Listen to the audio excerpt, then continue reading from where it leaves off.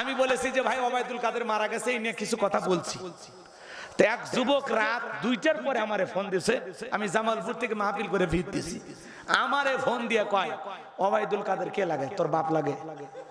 যা ইচ্ছা তাই, তোর মা বাবার ক্ষতি করছে, নানান ধরনের 14 গোষ্ঠী তুইলা ওর মনে যত তুফান ছিল সব আমারে গালিগালাজ দিয়া আমারে হুমকি দিল, তোর একদিন খবর আছে তোর, আমারে কয় তোরে খায় ফেলে দিব আমরা, নানান ধরনের হুমকি ধুমকি দিয়া ফাইসে ভাষায় গালিগালাজ কইরা ফোনটা কেটে দিল।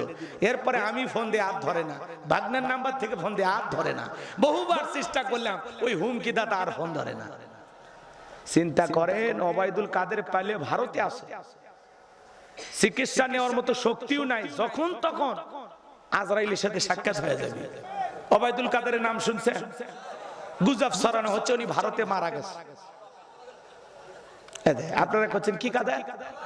জোরে কর। কাউয়া কাদের নাম শুনছেন আপনারা না? প্রথমে যখন ভালো ছিল, উন্নয়ন করতো, নাম দিয়েছিল মানুষ বাংলাদেশের ফাটাকিষ্ট, ভালো করছিল তখন। এরপরে তো এসে বোঝেনি, শরীরই চলে না, কত তাল বাহানা, কয় খেলা হবে। তো উনি ভারতে মারা গেছে, মানুষ তখন ফেসবুকে লিখতেছে ইন্না লিল্লাহি ওয়া ইন্না ইলাইহি রাজিউন। আবার অনেক যুবক লিখতেছে আলহামদুলিল্লাহ, অবশেষে সেতু মন্ত্রীর বিদায়।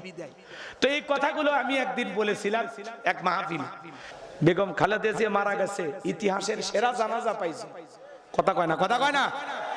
সারা দেশের আলেম ওলামা দোয়া করেছে, মসজিদ মাদ্রাসায় দোয়া হয়েছে, জুমার নামাজের পরে বাংলাদেশের সব মসজিদে ওনার নামে দোয়া মাহফিল হয়েছে।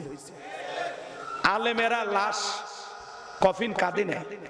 কি ভাগ্যবান নারী বেগম খালেদা জিয়া, এদেশের মানুষকে বিপদে ফেলে কখনো পালিয়ে যায়নি, এই জন্য মানুষের ভালোবাসা পেয়েছেন। উনি আলেমদেরকে ভালোবাসতেন, ইসলামের পক্ষে কাজ করেছেন, কোন আলেমকে মিথ্যা মামলা দিয়া জেলে ঢুকায়নি, কথা কন।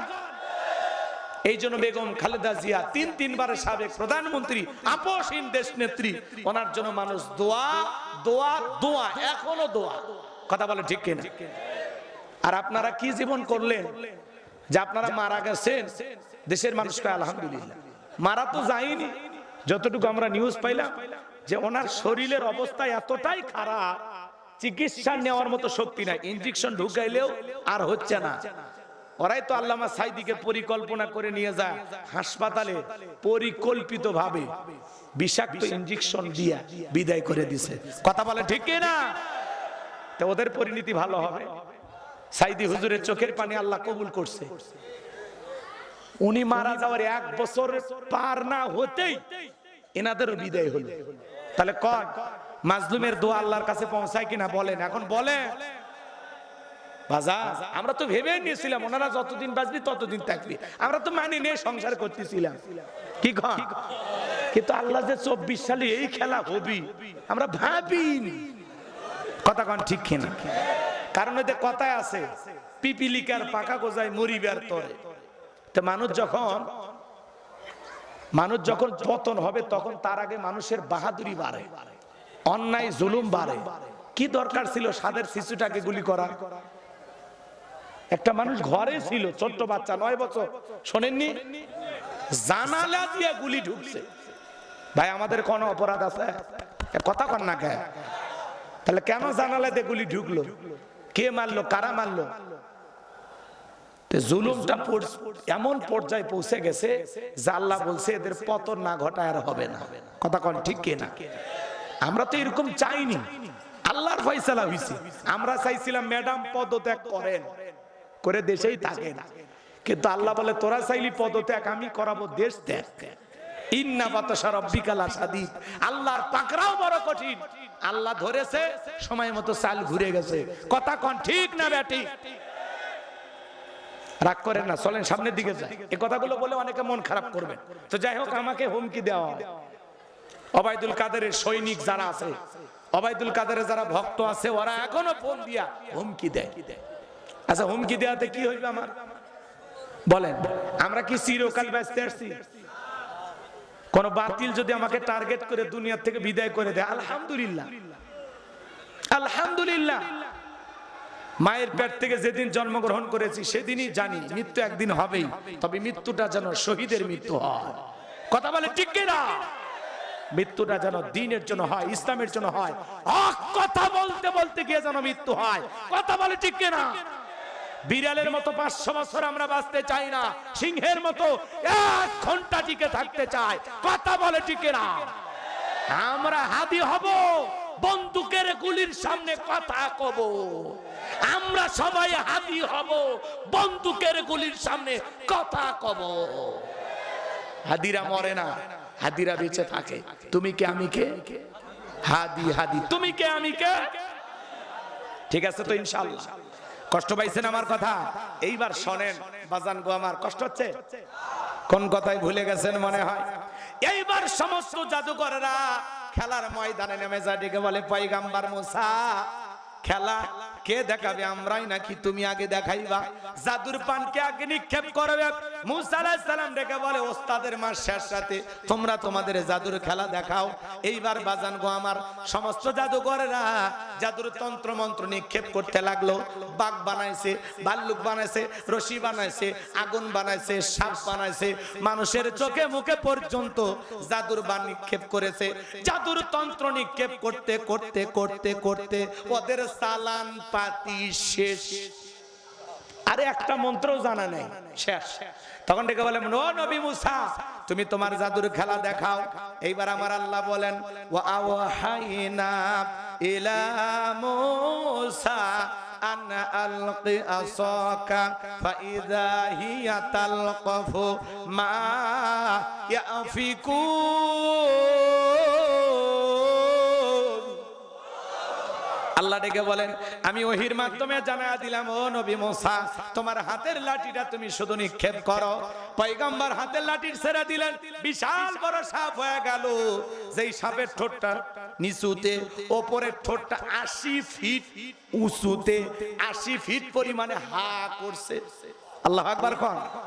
সমস্ত জাদু এক নিঃশ্বাসে খায়া ডেকে বলে ফেরাউন রে আরো কি জাদু আছে? এই দৃশ্য দেখা ফেরাউনের পিছনে রাস্তা দিয়ে গরম হাওয়া বের হয়ে গেছে। আর জাদুকররা বুঝতে পেরেছে নবী মুসা যেটা দেখাইলো এটা জাদু না, এটা জাদুর দাদু। জাদুকররা জাদু চেনে, কথা বলেন ঠিক কিনা? তখন সমস্ত জাদুকররা কি করলো? ওয়া উলকিয়াস সাহারাতু সাজিদিন, সিজদায় মাথা নত করলো এবং জাদুকররা ঘোষণা করলো ক্বালু আমান্না বিরাব্বিল আলামিন রব্বি মুসা ওয়া হারুন। আরেকটু জোরে কোন না আল্লাহু আকবার। সমস্ত জাদুকররা ডেকে বলে আমরা ঈমান আনলাম বিশ্বের রবের প্রতি, যিনি মুসা এবং হারুনের রব, বলেন আল্লাহু আকবার। জাদুকররা যখন কালেমা পড়ে মুসলমান হয়ে গেল, ফিরাউন তখন ডেকে বলে কি ব্যাপার? আমার অনুমতি ছাড়া ঈমান আল্লাহ, তোমাদের শুলিতে চড়াবো, ফাঁসি দিয়ে মারবো, হাত কেটে নেব, পা কেটে নেব, শুলিতে চড়াবো। জালেমেরা যখন পারে না তখন দেয় হুমকি, দেখে নেওয়া হবে। কথা কয় না কা? এই যে নতুন যারা এখন ঈমান আনলো এরা কি করছে? এরা কি বলেছিল সেদিন? বলবো বলবো। এরা বলতেছে ফেরাউন তোর পক্ষে সামসামি করে মরার চাইতে ঈমান এনে মরাই ভালো। মরাটা যেহেতু লাগবে, ঈমানদার হয়েই মরতে চায়। আল্লাহু আকবার কোন। লম্বা ইতিহাস, সংক্ষিপ্ত কথা। দলে দলে মানুষ কালেমা পড়ে মুসলমান হলো, ফিরাউনের রাগ বেড়ে গেল। এইবার ফিরাউন তার দল বল নিয়ে মুসা আলাইহিস সালাম এবং তার উম্মতদেরকে আক্রমণ করেছেন। এইবার নবী মুসা আলাইহিস সালাম উম্মতদেরকে নিয়ে দৌড়াইতে দৌড়াইতে দরিয়ার নিকটবর্তী, এই যে ফাইনাল খেলা, সেমিফাইনাল হয়েছে না, পরের দিনে ফাইনাল। কথা বুঝে? ফাইনালের দেরি করে লাভ আছে? কথা অনেক আছে, কিন্তু ওইদিকে যাচ্ছি না। আমার ভাইয়েরা গভীর মনোযোগ দিয়ে কথাগুলো শোনেন। এইবার উম্মতের ডেকে বলে পয়গম্বর, হয় ফিরাউনের সেনাবাহিনীর হাতে মরা লাগবে, আর না হলে দরিয়ার পানিতে চুবাইয়া মরা লাগবে। মুসা আলাইহিস সালাম ডেকে বলে এখানে শুধু আমরাই নাই, আমাদের সাথে আরেকজন আছেন, তিনি কে? একটু জোরে কোন। এইবার আল্লাহ ডেকে বলে পয়গম্বর তোমার হাতের লাঠি দিয়ে সমুদ্রে পানিতে আঘাত করো। মুসা আলাইহিস সালাম সমুদ্রে পানিতে আঘাত করলেন। আল্লাহ রাব্বুল আলামিন সমুদ্রে বুক ছুঁড়ে ভিআইপি রাস্তা বানায়া দিলেন, বলেন আল্লাহু আকবার। তারা নিরাপদে দরিয়া পার হয়ে গেল। এইবার ফিরাউন তার সেনাবাহিনী লোকজন নিয়ে আসে, দেখে সমুদ্রের বুকে বিশাল রাস্তা। তখন বলতেছে এই সবাই ওঠো, এই রাস্তা দিয়ে পার হয়ে গেছে, সবাই ওঠো, একজনও বাকি থাকবা না। এইবার সবাইকে নিয়ে দরিয়ার মধ্যবর্তী স্থানে যখন পৌঁছে গেছে, একই রাস্তা, ইমানদারদের জন্য নিরাপদ, আল জালেমদের জন্য মৃত্যুর ফাঁদ। আল্লাহ ডেকে বলে সমুদ্রের পানি তুই তোর খেলা দেখা। সমুদ্রের বুকের ভিতরে উতাল পাতাল ঢের সৃষ্টি হয়ে গেল। সমুদ্রের ঢেয়ে সমস্ত ফেরাউনের সেলা সামুন্ডা যা ছিল পানি খায়া সুবে মরিয়া শেষ, একটাও বেঁচে নাই, খালি বেঁচে আছে বড়টা মিস্টার ফেরাউন। ফেরাউন মরার আগে কি নাটক করতেছে শোনেন। ফেরাউন তখন বলতেছেন ক্বালা আমানতু আন্নাহু লা ইলাহা ইল্লাল্লাযী আমানাত বিহি বানু ইসরাঈলা ওয়া আনা মিনাল মুসলিমিন। ফেরাউন ডেকে বলতেছে আমি ঈমান আনলাম, তুমি ছাড়া কোনো মাবুদ নাই। বনি ইসরাইলের যে আল্লাহর প্রতি ঈমান এনেছে আমিও সে আল্লাহর প্রতি ঈমান আনলাম। ওয়া আনা মিনাল মুসলিমিন, আল্লাহ আমি মুসলমান হয়ে গেলাম, আর চুবাইও না। মরার আগে ফিরাউন কি কয়? ওয়া আনা মিনাল মুসলিমিন, আল্লাহ মুসলমান হয়ে গেছি, আত্মসমর্পণ করছি, আর চুবাইও না, আর পানি খাওয়াইও না। আল্লাহ কি ওর ঈমান কবুল করছিল? কথা বলা লাগবে। শেষ সময় এসে বিরক্ত হচ্ছে, কথা কয় না। ঈমান কবুল করেছিল, করে না। আল্লাহ কি জবাব দিয়েছিল, কত সুন্দর। ফিরাউন যদি মুসলমান হয়, আপনার আমার মুসলমান হয় দাম আছে? আল্লাহ আর ঈমান কবুল করেনি। আল্লাহ কি জবাব দিয়েছিল? আনা ওয়াকাদ আসাইতা ক্বাবলু ওয়া কুনতা মিনাল মুফসিদিন।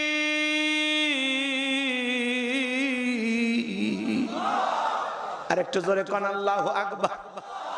আল্লাহ ডেকে বলে এখন ঈমান আনছো, এখন। এর আগে কি করেছো? নাফরমানি করেছো, কি করেছো? ক্ষমতার দাপটে 40 বছর শিক্ষা ব্যবস্থা বন্ধ করেছো, ঘরে ঘরে মূর্তি ঢোকায়া দিয়েছো। ফিরাউন রে, তোর পাপের ষোলকলা পূর্ণ হয়েছে। তোর দাড়ি দাসী আমি আল্লাহকে রব বলে স্বীকার করার কারণে গরম তেলে চোবায়ে বিদায় করেছো। তোমার স্ত্রীকে পর্যন্ত হত্যা করেছো। মুসা এবং তার অনুসারীদেরকে হত্যা করার জন্য আক্রমণ চালিয়েছো। ফিরাউন রে, মরার আগে শোন, আমি আল্লাহ তোর লাশটা রেখে দেব পৃথিবীর মানুষের শিক্ষার জন্য। আজও ফিরাউনের লাশটা আছে না নাই? সেদিন আল্লাহ বিশাল দরিয়ার পানিতে চুবায়া চুবায়া বিদায় করেছিল। আজও মিশরের জাদুঘর ফিরাউনের লাশটা আছে না নাই? মুসা প্রেমিকেরা যায়, পায়ের জুতা খুলে মার, এই সেই ফেরাউন মার জুতা, এই সেই ফেরাউন মার জুতা। লক্ষ লক্ষ টাকা দামের জুতা মারে, কেউ আর জুতার মায়া করে না। ফিরাউনক দেখলে রাগ ভেসে ওঠে। আল্লাহু আকবার কোন। চিন্তা করেন বাজান, সুটকি ফিরাউনক দেখা যদি মুসা প্রেমিকেরা জুতা মারে, জেতা ফিরাউনক পালে আর চামড়া দিয়ে ডুগডুগি বাজাইতো। কথা বলেন ঠিক কি না? এজন্য মনে রাখবেন, ফিরাউনের যেমন পৃথিবীর জমিনে জায়গা হয় নাই, নমরুদের জায়গা হয় নাই, আবু জেহেল উতবা সাইবাদের জায়গা যেমন হয় নাই, আজকে নেতানিয়াহু বলেন, ডোনাল্ড ট্রাম্প বলেন, যারাই মুসলমানের রক্ত নিয়ে খেলা করবে, ওই জালেমদের জায়গা পৃথিবীর জমিনে হবে না, হবে না। কথা বলেন ঠিক কি না? আজ হোক কাল হোক ওই জালেমদের পতন হবেই হবে। কথা বলে ঠিক কি না?